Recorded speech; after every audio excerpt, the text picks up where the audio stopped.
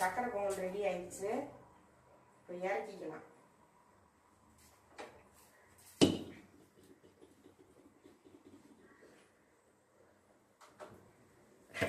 சக்கரை பொங்கல் ரெடி ஆயிடுச்சு. வெண்பொங்கலும் ரெடி ஆயிடுச்சு. சக்கரை பொங்கல் வெண்பொங்கல் ரெண்டுமே ரெடி ஆயிடுச்சு. இப்போ சாம்பாரும் வச்சு இறக்கிட்டேன். எல்லா காயும் 21 காய் போட்டு சாம்பார் இறக்கியாச்சு வச்சு. இப்போ வந்து அவியல் வந்து வெந்துட்டு இருக்குது.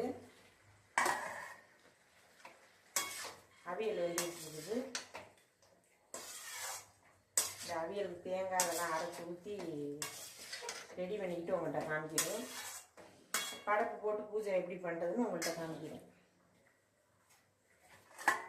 பாருங்க, அவியல்லாம் எல்லா காயும் போட்டு மாங்காயெல்லாம் போட்டு